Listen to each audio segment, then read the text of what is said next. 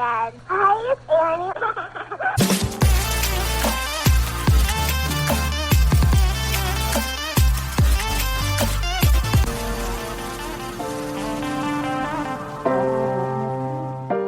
Welcome. Hello. Hi from Chicago. Not the Ubrelvi making its long story short debut. Do the people know what your Ubrelvi is? My Ubrelvi is my episodic migraine medicine. Oh, and speaking of migraines, I did get my my Botox done recently for my migraines, and I'm really afraid to look at the video on this because I can only lift one eyebrow. But can I tell you that that's the kind of thing that you talk about like every time I see you and like no one notices except you? I know, but if I do look at you and do it, you can tell. But it looks like you're raising one eyebrow at me. It doesn't look like you're trying to raise both and you're only raising one. Anyway, this is not interesting. I look inquisitive. So yeah, we are in Chicago today. We're in Chicago for a couple more, well, I'm here for a couple more hours. Something I want to talk about is I feel like, and Mom has asked us to talk about this many times in the podcast, but like the things we wear when we're at home. I know. And I want to address the fact that I'm not looking my best right now. And unfortunately, that's just kind of what you get when you're here in Deerfield, Illinois with me. No, 100%. We have a like couple drawers full of like old, mine are mainly either Deerfield High School, like theater sweatshirts. It was usually a t-shirt, not a sweatshirt in fairness. But No, yes. mine, I have a Deerfield Fine Arts gray sweatshirt up there. Okay. Nothing that I would ever wear in public again, but a staple of coming home to this home. And then I have some amazing bar and bat mitzvah swag from 7th grade. Of course. That I wear a lot. When I came home for COVID in March of 2020, I came home with a carry-on and a dream. And I thought I was going to be here for like 2 weeks. I'm pretty sure I brought like one sweater and a pair of leggings. And so then for the next like 6 months, I literally would just, every morning I would open my drawers and I would pull out like a shirt I would wear to the bars in college and like jeans I hadn't worn since 7th grade. And I Are would we wearing jeans over COVID? No. Yes, I would wear jeans over COVID. We needed to feel something. That's diabolical. Were we just putting them on to be like... I actually think I tried to put on a cute outfit like every day of COVID. Did I? I don't remember. I don't either, but there's no way. I don't know. I was just like, I remember I had this one pair of Maid jeans that didn't fit me, but you bet your ass I was wearing them. And so I just think when we come home, that's kind of like I pack like 3 things in my suitcase and just like hope that I'll find some like weird sweatshirt I bought in 2011 and like cut the bottom off because I thought it looked cool. And then like that's what I wear the whole weekend. Same, but I've realized that like as we get older and as more time has passed, I feel like I've gotten rid of more of those things. So I feel like the last couple times I've come home, I've relied on those things, and then I get home and it's like a shirt from 4th grade that like you know what I mean? No, but then you wear that. That's exactly the type of thing I wear. Of course. You know what I forgot about recently was like there was a part of COVID. Oh my, there's a huge bunny out there. Like my huge. goodness. Hello. Happy hour. There was a huge part of COVID that was like shopping. Like online stores did really well. Like we would have like 8 packages a day come to this home. Oh, yeah. Was that safe for the delivery people? Definitely not. Like I almost feel bad in hindsight, but I guess. No, yeah, we probably shouldn't have been doing that. But it also helped the economy. Do you remember the Biden stimulus checks? No, I wasn't old enough. Oh. Did you get just free money?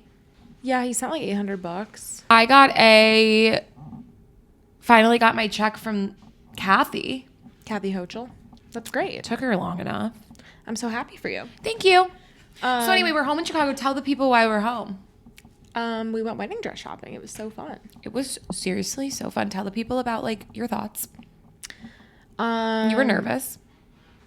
Yeah, I didn't really anticipate talking about this in the pod. Oh, we don't have to. No, we can. I want to make a TikTok about it kind of because I feel like I see a lot of wedding content on TikTok that's very like the most beautiful model you've ever seen going and trying on $20,000 dresses and being like, help me choose. Right. And there's like a whole narrative we should do like a whole episode on just like Weddings. Not even just like my wedding, but just like weddings in general as like an industry and also just like a social thing, and just they're so interesting in so many ways. I'm very excited for mine, but I was really nervous because I had read that all of these bridal places only carry like a 4 and a 6 in dresses to try on, which is like crazy. That bunny is so cute. I know. Also, I'm just like a perfectionist, and I get really hypercritical. Oh my God, that bunny is like chowing down. Sorry. A bunny is thicker than a Snicker. And as for some people who don't know, who haven't been through the wedding process, because as a maid of honor, I don't know much. Mm-hmm. It's definitely like my first time in a role this big, I'd say. Mm-hmm. And sorry, if you hear the clanking of our golden retriever Duncan's paws, that is what you are hearing. I will say that, like, interestingly enough, everyone tries the same sample gown on. Yeah. I didn't realize that. I just want to say, I won't get like too much into it right now, but like I was very, very nervous for a multitude of reasons. Also, like when I was 12, there was nothing is my trauma boring you? I'm just kidding. Oh.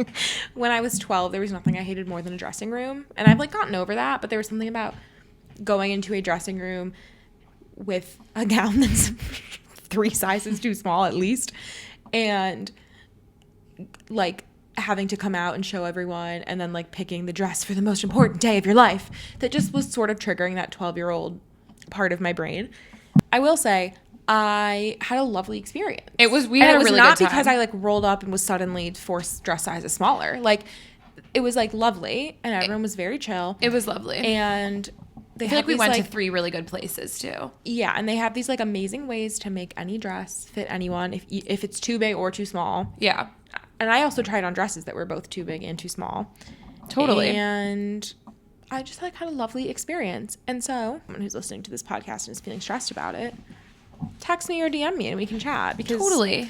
I would love to you see people on TikTok who are like, this is such a weird comparison, but they're like, maybe I also wonder if you're on this side of TikTok, but I bet you are. Like, my positive birth story. No. Wait, but you love a birth. Well, okay. I'm shocked you're not on birth TikTok. Well, yeah, I'm not at all.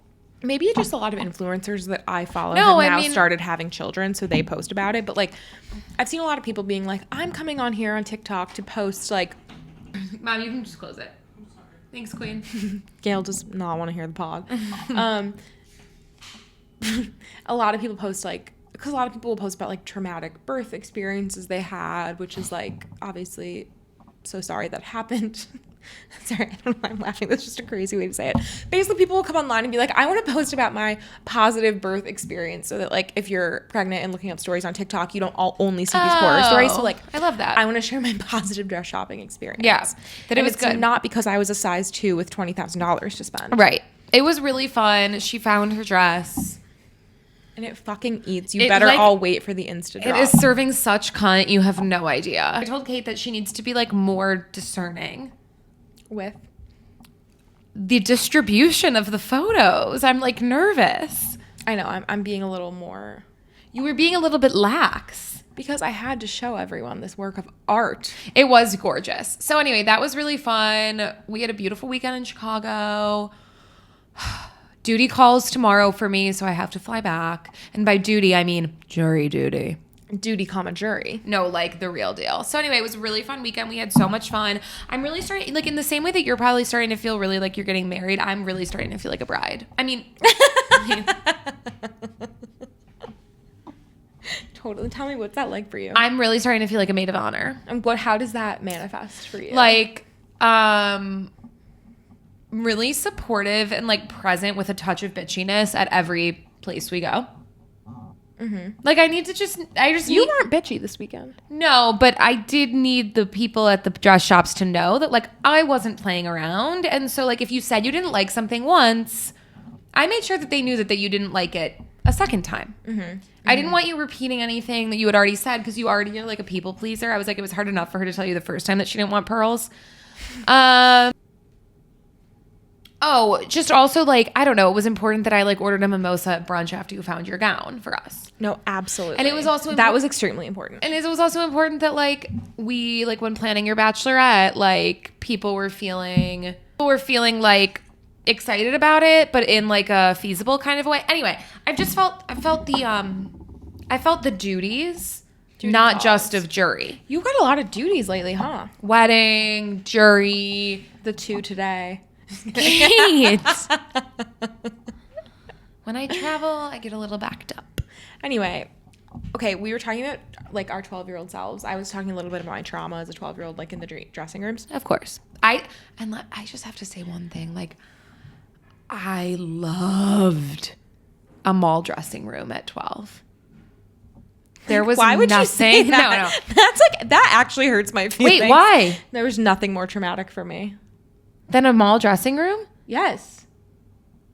I feel like you just didn't like going with like. No, I would literally. No, this is gonna get dark. Tell me why you loved it. I would stand there and look in the mirror and think, why don't I look like Selena Gomez? Oh, same, of course. Everyone. Then why did you love a mall dressing room? A mall dressing room, still to this day. Wait, a mall dressing room doesn't symbolize. I have a million things in my life that symbolize like body dysmorphia and negativity. That's just not one of them. It's not for me anymore either, but I feel like at 12 it certainly was. I think I felt such freedom being able to be at the mall, like by myself, that to me it just represented womanhood. Cellulite and all. Okay, I mean, that's a key part of womanhood, I would say. So it was like, For many. it was formative. I wouldn't say it was all rainbows and butterflies, but it was like, You kind of became the woman you are today. due to In the Macy's. Delia's dressing room At at Hawthorne Northbrook. Mall. There wasn't a Delia's in Northbrook Court, I don't think. Delia's kind of fucking slapped. Do you remember that place? I never liked it. Oh, they had all these different jeans I was loving. and shorts, and none of them fit me. I mean, shorts were never going to be my thing No, at 12. but I remember- Or at 28. There were, Sorry. That's your trauma that I yeah. know. Are you free riding off of my cankles? I don't have cankles and I've never claimed to. Okay, I'm just like letting you know that like just know it like would be even harder if you did. Can I go back to why I brought up being 12 again? Of course. Because there has been something that has resurfaced online lately that I want to talk about. And it is, I think, possibly my original, like, queen. Like, okay, you know when on Las Culturistas they say, like, what is the culture that made you say culture is for me? Yeah, of course. And everyone answers the question. Like, Was it for me, Sophia I Grace? think this is the... No, not Sophia Grace from the Ellen DeGeneres show. You should have baby. That's crazy. That was maybe the thing that made me say the culture is for you. me. So I was gonna say like, who is the girly who made you say girlhood is for me? And for me, it was Juicy Star 07 on YouTube. Was her name Blair Fowler. Blair Fowler? She had a sister, Elle, with blonde hair. Exactly. Yeah. And Blair recently, and really they were like the OG YouTube makeup Before Bethany girlies. Moda? Yes. Oh my God, yes. Oh. And they popped out in like 2008 on YouTube, and we're just like, let's just like try to make some. They weren't making money off of it. They didn't have brand deals. They were just like in their little bedrooms in Tennessee. Blair was like 15, doing a smoky blue eyeshadow tutorial and like a what's in my bag, and they changed the world. Talk about breaking the internet. They walked so Olivia Jade could run. They walked so literally every makeup influencer in the entire world could run. I'm not kidding. They were the blueprint. Did they end up making money? Annie, they ended up being like huge, and now they're Well, I like, know. but now they're kind of like normal girlies again.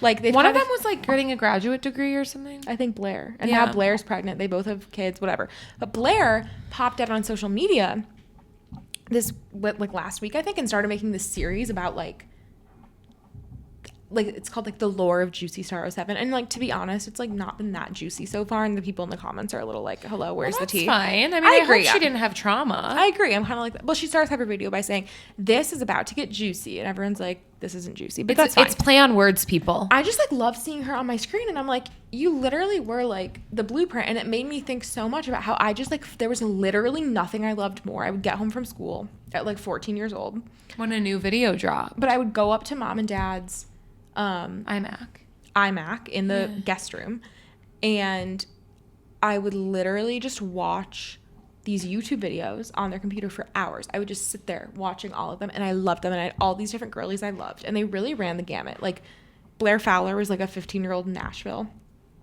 I had my British YouTubers who I loved. Zoella came a little bit later for me, but yes. There was Fleur de Force and like Tanya Burr. And Wait, like, who was Ingrid? Miss Glamorazzi. I forgot her. Ingrid Nielsen. Yes. She came out, and it like that broke the internet. God, right. Like there were all of these girlies who were just making these videos about like how to do your makeup. And Wait, who was the one that got in the fight with James Charles? Tati Westbrook. Yes. I watched her, but I wasn't so much a Tati Westbrook I didn't girl. know. I wasn't the way knowing. I'm sitting I right know. now, Tati, I wasn't knowing.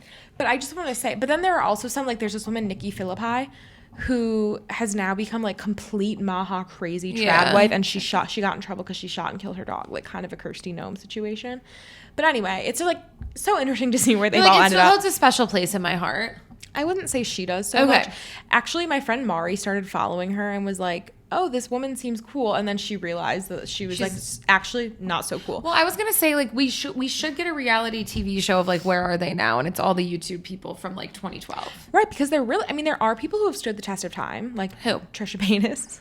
She's been around since, like, 2008, my Euphoria What was queen. she in Euphoria? And but then there are also people who've, like, fully done the full life cycle now of, like, starting, blowing up, getting so rich, having all these brand deals, and are now kind of just back to being normal people, which is so interesting. But I just do you think that wealth carries them? I think if you're really smart in the moment and you invest, right? But I think a lot of these people probably, like, blew it all on Birkins to, like, get brand deals. It didn't make sense, but you know what I mean. Yeah. But I actually wanted this to be, like, a positive thing. I'm saying, I loved those little YouTube makeup girlies so much. They made me so happy as a 14-year-old. And it was became such a fun hobby for me. And the other reason I brought it up when we were talking about dressing rooms is because I loved clothes. I loved, like, 17 magazine and, like, everything. But clothes were stressful for me as a kid. And that's not something that I feel like is, like, that's a shared experience. Yes, totally. As a, like, pubescent young girl. It was your body's so fucking weird. Like, you're, like, half child, half not. Yeah. You're not used to having boobs. Like, it's just, like, so... You're, like, supposed to hide them, but also they're supposed to be, like, this cool new thing. Also, everyone I was friends with was, like... tiny. The teeniest, tiniest person ever, and I was, like, I was not. I feel like most of your YouTube people were makeup rather than clothes. Well, this is where I was going. The makeup thing was so fun for me because it didn't involve that at all. But it was still, like... I feel like in high school and middle school... when it was like, I mean, to be honest, I wore some pretty slay outfits, just school dances in high school. You did. As I got a little older into high school, I think I had more fun with clothes and stuff. But especially in middle school and early high school. Yeah. Early high school, I would wear yoga pants and Birkenstocks. I'm not kidding. When I say every day to school. I forgot about that. Every day to school, I wore yoga pants and, like, the Boston clogs from Birkenstock. And I would do, like, a cute top with it, a cute peacoat, but, like, from the waist down, it was not going anywhere. But anyway, I could because of Delia's jean selection to bring it all back. Delia's changed things for me. Oh. I liked Delia's jeans. I also bought some American Eagle jeans sophomore year of high school. American Eagle jeans also stood the test of time. Yes. But anyway, I'm really, like, rambling now, but I just wanted to say that, like, I was reminiscing. I was like, I feel like that was such a fun way for me to tap into, like, hobbies and self-expression and beauty and, like, having fun with, like, products. And I would go to Sephora all the time, and, like, I remember when I bought the NARS Orgasm blush, I came home and I was like, Mom, guess what this blush is called? No, you were like, Annie, you will never believe what this blush was called. And I was in, like, 4th grade, and I was like, I don't know what that is. You're like, I don't actually know what that word means, but cool. Anyway, I just, like, loved seeing Blair on my screen again. I think... No, that's so cool. I need to go watch this. I didn't even know it was, like, we were, like, back. Also, back then, I do feel like influencing was, like, pretty wholesome. Because I was about to say, do you think that kids are still... To me, such a huge part of the fun was, like, the Tumblrification of, like, makeup and, like, the, like, fun, like, Kylie, like, all that jazz. Like, it felt so adult to be shopping at Sephora and to be playing with makeup. Not even adult, but it felt so, like, older, like, cool girl, like, teenager. I fear now that I wonder what that's like. And I know I was pretty young. Like, I was, like, loving all that stuff when you were in middle school, which means I was in, like, 4th grade. But I wonder now if it's still that way, or if the, like, drunk elephant marketing to, like, the elementary schoolers is, like, making it less fun and more, like, stressful. I hope not. I will say, like, I feel like there's been a lot of internet rhetoric lately about the kids in Sephora. I was a kid in Sephora, and, like, I can't speak for every kid, but I do not have a problem at all with it. Unless it's a stressful thing of, like, all kids need to be wearing foundation when they're 12. I fear that it's more like that than it was when we were that age.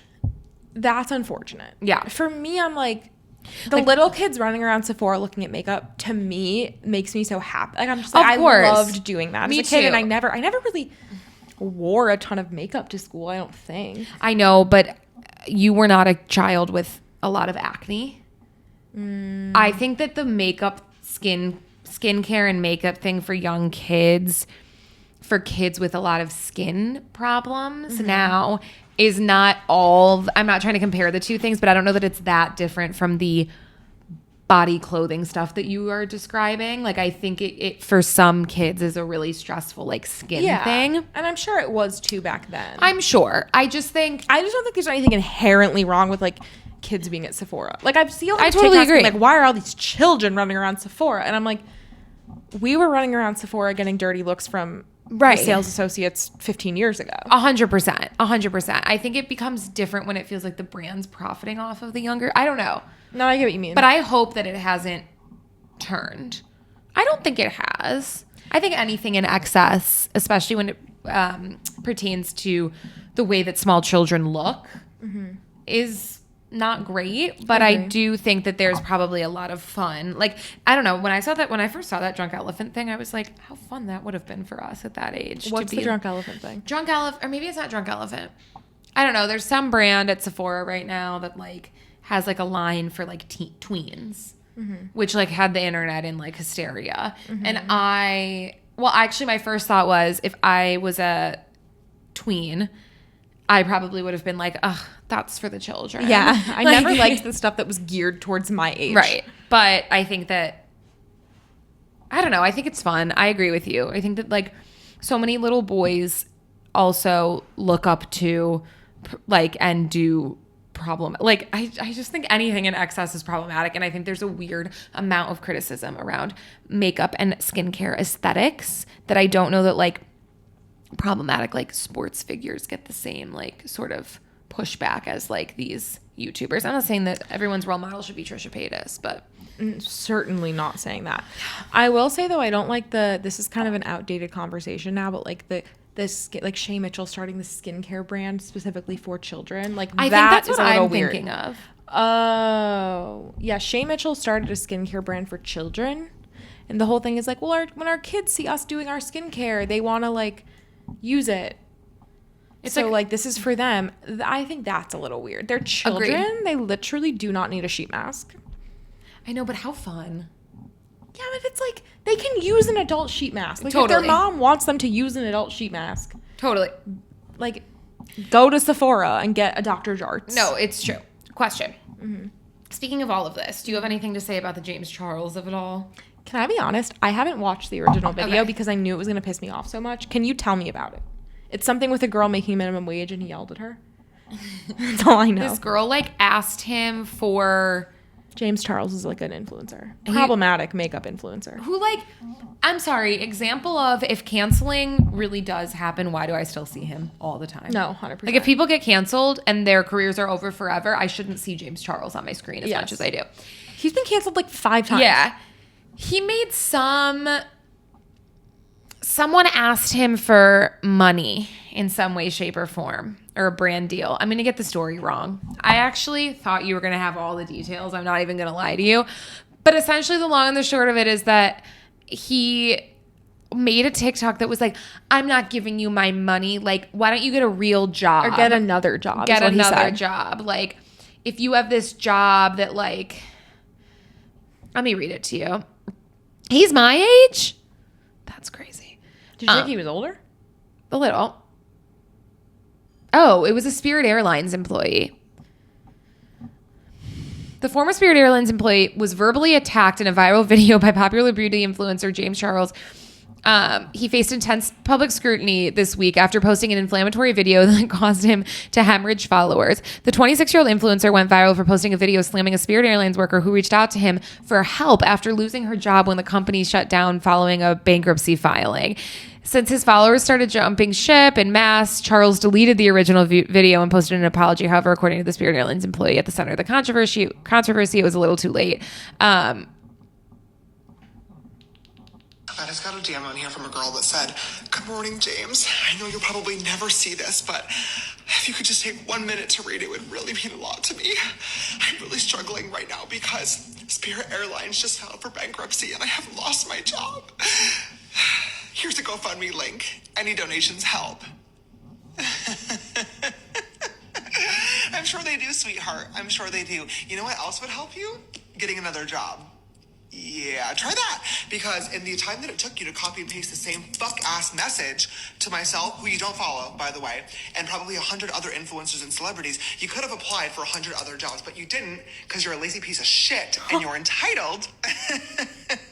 And you think that influencers and celebrities should fund your life for you. Why would I ever help you? You're not a fan. You don't even follow me. You've never supported me. This is your first time DMing. And you think that I'm going to send you money because you lost your job? Oh my God. Welcome to the real world, sweetheart. Oh, wow. It gets worse, I think. That is so much worse than I thought it could be. No, it's like pretty. It's also funny saying, why do you expect influencers and celebrities to fund your life when meanwhile, like, we're all funding your influencers' lives? Yeah. Also, why are you so mad? Also, why are you? I don't understand people who record a video like that, watch it, and then post it online. Right, and think that's a good thing to do. Like, who did he think people were going to say? Like, you know what? You are fucking eating. Thank you, James Charles. Like, I can't. So anyway, lots of, and we got like Kylie back on talking about early 2010s this week. There's just been like a lot of like early social media personality resurgence going on. 100%. Kylie never left, though, and we love that for her. And I love that for her. It's so funny that she was paid to be on Keek. I forgot about Keek. I never was like on it. No, me neither, but I remember they would post about it a lot. Which is different than Kik? K-I-K? I don't know. It might have been the same. I don't know. Okay. So anyway, that was really fun. Oh, I just love all of the celebrities coming out and telling on themselves by endorsing Spencer Pratt to be the mayor of Los Angeles. Can you explain? And listen. I'm like not knowing.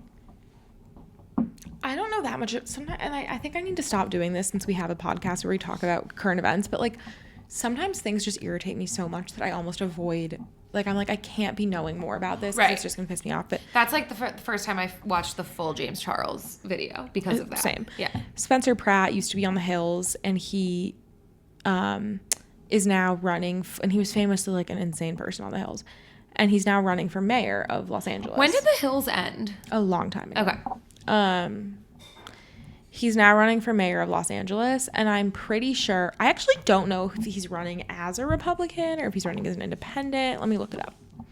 But he's very like, make America healthy again, anti-vax, like pretty problematic fellow. Do people know that our pod track dies in the middle of every episode? Yeah, I wonder how obvious that is. I don't think it is, but I think it's just funny that like every episode we replace the batteries. Yeah. Let us know if you know. So anyway, Spencer Pratt. He's running. He's a registered Republican, but he's running for mayor as an independent. Why? I don't know. I think he's like anti-cancel culture and like... What? I don't know. And I understand if people are... means. Like, I understand if people in LA are like... upset. I know there's a lot of anger about the way LA has been run recently, and I don't want to speak to that as someone who doesn't live in LA, like around the fires and all that stuff. Okay. But I just think it's funny when celebrities come out like supporting him, because I'm like, I don't know, just screams red flag to me. Who is supporting him?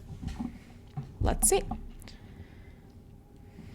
Are we going to get a bunch of people running as independents who like really align with the Republican Party, but like don't want to isolate? Like I fear that we're about to enter like a phase where a lot of like Maha people are going to run as independents under the guise of like just being like kind of like different and like nuanced. Here's who's endorsed but really problematic. Podcaster Joe Rogan. Senator Rick Scott from Florida. Oh God. Okay. Famously so important what he thinks about how to run LA. Right. Paris Hilton. Former The Hills co-stars Kristen Cavallari and Audrina Patridge. Is Kristen Cavallari? Maha, yeah. Okay. And then Catherine McPhee. Is she still people married of to that what's his ilk. fuck? I think so. So anyway, it's just like You know interesting. who definitely to loves him me. is Craig Conover. Probably. I just feel like there are these moments where celebrities like decide that it's like okay to like I feel like celebrities think it's like okay to endorse Spencer Pratt because he's like a fellow celebrity and people won't be like, wait, what the fuck? But like it's kind of like, wait, what the fuck? No, 100%. What are his like ideas for LA? He has a zero tolerance on homelessness. What does that look He's like? eliminating all homeless encampments and banning public drug use. What does that look like? I don't know. Increased law enforcement, supporting an increase in police staffing. Pushing for a top to bottom audit of the Los Angeles Department of Water and Power. And I mean, a water audit would probably be, I mean, I don't know. no, like some of this doesn't sound horrible, but it's just like, I mean, a lot of it's about crisis emergency management, which I know. Not everyone can clear 2.5 feet of snow in an hour. Exactly. Anyway, I don't really know what the point of me bringing that up was, but I just think it's interesting. Celebrities are just so weird to me. I'm also just like, and this is coming from. Go ahead. I was gonna say this is coming from like someone who's like pretty far left and appreciates like celebrities who are also like relatively like whatever woke, but like the celebrities who live in like Hollywood Hills and Tribeca, like you could any big city. They are incredibly out of touch with what's like, I mean this on both sides. Like, it's really easy to sit in your like glass house and like comment on like the state of the world or like how much like money and taxes should go to the city, et cetera, et cetera. I just think that we have conflated celebrity and politics like a lot. And that's on both sides, and I think that's scary. Yeah, it's very different to be a very rich person living in a city than to be a Right. less wealthy person living in that same city. Or a very wealthy person living in a completely different state. Like, I actually don't care if someone living in Florida is endorsing Spencer Pratt. I will also say, I think this goes back to the conversation we were talking about with Luke from Summer House running for Congress. Right. Where it's like, and he's running as a Democrat, but as you said, it can go both ways. And it's like, I watched you love bomb and gaslight multiple women on national television, like, and like start fistfights. And it's like, and now you want me to vote for you to like lead a constituency. Same with Spencer Pratt. Like, he was fucking, if you're like wanting some like entertainment, genuinely, like go look up old Spencer Pratt clips on the hills. He was crazy. Would it be like if Jax Taylor was running for office? Kind of, yes. That's insane. Yes. And I do think that The Hills was more scripted than Vanderpump Rules was. And I also think Spencer seems to be a little more sane at this point than Jax is at this point. But like, Sure. yes. That's crazy. And so I'm just kind of like, where, and then I feel like it's because of who our president is. It's like, where do we 100%. draw the line? Just because you agree with their policies, like, this is the personality. Like, we watched this man be a fucking lunatic. Also, reality television is successful because they cast people who are like emotionally unstable. Yeah, and people who will like do anything for Just like to, a like- moment of attention. Right. So that's good. But it's a good thing the person who's leading the executive branch like didn't get his start on reality television or anything. It wasn't a start, but he definitely Whatever. was on it. Yeah, so this is our formal endorsement for Spencer Pratt as the mayor of LA. If you're a listener of this pod, just like know that we're gonna be like out on the campaign trail for him. We're big Spencies. Yeah. There is a large podcast network that I'm sure will be like loving him. Mm-hmm. Yeah. It's not us. It's not us. Speaking of large, It's not our large podcast network. No. Speaking of large podcast networks, Alex Cooper.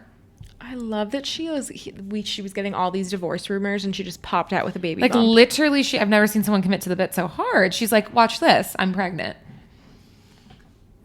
Thoughts? I wonder. I mean, part of me is like, was she planting those rumors because she like wanted people to not know she was pregnant? Like, was it a distraction tactic? No, You don't think so? no, Do you think they're actually on the rocks? no. Okay. I think that this documentary that's about to come out about Unwell has been like dangled in our face for so long. I don't think that there's much there to it, to be like so honest with you. I think there's a world in which Matt Kaplan's like a weird dude who's had like weird relationships previously. I actually think that we don't know like anything about her marriage. Yeah. And I think that if they are on the rocks, it has, or if there was speculation that things were weird, I have a feeling it has so much more to do with the fact that she was hiding a pregnancy than it does about their like interpersonal marital problems. Also, like, really awkward for Alex Earl now to like drop I don't think she's going to, but to like drop a diss video about her when she's like newly pregnant. It's actually kind of like, the timing of it is like actually kind of fucking crazy. Maybe Cooper knew when she posted the video, like, I'm announcing my pregnancy soon. Like, she's not going to be able to go as hard at me. Yeah. It's kind of funny. I've also seen people who've been really critical of her commenting on her pregnancy announcement, being like, congrats, mama. I'm like, wait, Earl did? No, sorry. I've been seeing people who are really critical of Cooper. Oh. In this whole feud, commenting, being like, congrats. I'm like, why can't the girlies just get along? Like, let's just drop it, girls. I'm serious. Also, if this stupid Earl show comes out and it's all about this drama, I'm going to be like so over it. Mm-hmm. I completely agree. So anyway, congratulations to Alex Cooper. I'm actually really excited for her. She strikes me as someone who's going to do like a Hailey Bieber-esque motherhood where she's not going to like, she's going to post like very few shots of the back of her child's head. I agree. I don't think we're going to get a lot of like. Which is very chic. Very. I don't think we're going to get a lot of like child content from her. I hope not. We need less of that on the internet. I agree. So anyway, congratulations, Alex Cooper. Also really awkward for Sophia with an F if she decides to come out with her documentary. She's coming out with a book, apparently. Yeah. So anyway, I wonder if Cooper was smart enough to be like, wait, Matt, should I get pregnant right now? It's like a shield. Yeah. Okay, love. So that's exciting for her. Congrats, Alex Cooper. Do you think she'll slow down? No. I don't either. I had something else. Oh, I was going to say, speaking of the iMac and being like on YouTube, Promethean boards. Yeah, what about them? I loved the Promethean board in elementary school, and I was Do you think everyone listening knows what a Promethean board is? No. So a Promethean board, which I was talking to Mac about this because he is much older than me and didn't have like digital literacy training as like a elementary schooler, I'd say. They're 7 years apart. He had like a real life projector. No, they're 6 years apart. They're 7 years apart. He had like a real life projector that like made noise in like the hot kind of a way where they would put like paper under. I had that too, in fairness. The light. And you had that too as a young kid. In third grade, I got a Promethean board in my classroom, and it was kind of everything. And basically like a giant iPad that teachers would use instead of a chalkboard. But it was like the size of a whiteboard. Yeah. And it was amazing, and you used to have to like calibrate it, and you would like jump around and tap on it. But I was telling them last night that I would get, like, I would play teacher, I would play school, obviously. And I would print out like worksheets from like my classroom. But then I realized I don't need to be printing these out when I could get a Promethean board like app for like I think it costs like a lot of money. I didn't say that part last night. But I like downloaded the hardware to our iMac for like the Promethean board. And I used the mouse as like the stylist upstairs. And our Mac was like big, and the screen was big enough, subtle flex, at the time that I could like draw on it as like the front of my classroom. And I used to think if I had a Promethean board in this house downstairs, I would literally... You could start a homeschool as an 8-year-old teaching other 8-year-olds. I literally thought I could. You probably could have. And my handwriting was like amazing. You did have good handwriting. So it was like so fun. I was having the best time ever, but I was just thinking about how like maybe I get a Promethean board for our apartment. Where would you put it and what would you use it for? Lessons. Like about what? I don't know. We also could use it as a calendar. It feels like a lot of room when you could like just put that on your phone. Oh yeah, they're like huge. I'm actually gonna see if they still sell them. Yeah, like did that ever fully catch on? I don't. Yeah. Do Promethean boards have cameras? Oh, it got dark. Still exist. Yes, Promethean boards absolutely still exist. Now operating as a subsidiary of whatever. They remain a leading provider of interactive smart displays and whiteboards used in classrooms and corporate spaces globally. Rather than older projector-based whiteboards of the past, today's models are highly advanced 4K touchscreen monitors. Oh my God, they're probably sick these days. You should get one. You were really on the cutting edge of technology there as an eight-year-old, weren't you? I literally was. Wait, oh my God, they're expensive. How much are they? Let's hit buy now. Do you want an 86 inch? Mm-hmm. Oh my God, I think you can only get them if you're like a licensed teacher. Fuck. Wait, you can get a couple pens as well. I'm freaking I bet out. you could buy one as like a used one. It's like really hard to find the price. How much does a Promethean board run for? Everyone who doesn't know what this is, well, anyone who does know what this is too is probably like, the fuck.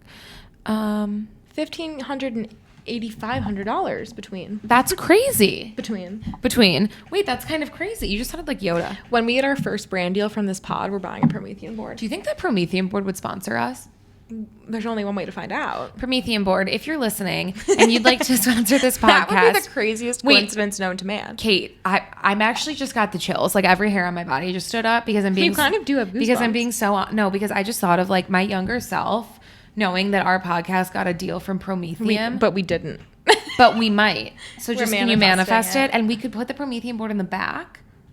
We could do like diagrams when we talk about things. Yeah, we could take over Wes's whole like bullshit whiteboard thing that he does on Bravo. We also could definitely like, I'm sure that there's like a web browser like installment. No, absolutely. Like you're right. We could put the we could pull the James Charles video up. Yeah, we might run into some copyright issues, but like, why? I would be doing it. I would be drawing. I would be designing. You would be drawing the James Charles video for people to see. No, I meant like. Wait, that's like, remember YouTubers used to do Draw My Life? Yes! We could do a Draw My Life on the Promethean board on the pod. Okay, Promethean, if you're listening to us, just know we would like really do whatever you needed us to. We would do anything. We should make sure that it's not like NORAD. What? Remember when we found out NORAD was MAGA? That's fine. There's no way that the Promethean company is MAGA. There's just no way. I don't know. I've said that about people before and been wrong. Anyway, thank you guys so much for listening. We love you guys so much. We'll see you back in New York City. In the Big Apple, if you will. A week from tomorrow. And we hope you all have a lovely rest of your week. And we love you so much. Also, we're starting to try to post on Mondays consistently. So if you're like looking to plan your week around that, just know these two girls are about to be consistent. Famous last words. Bye. Bye.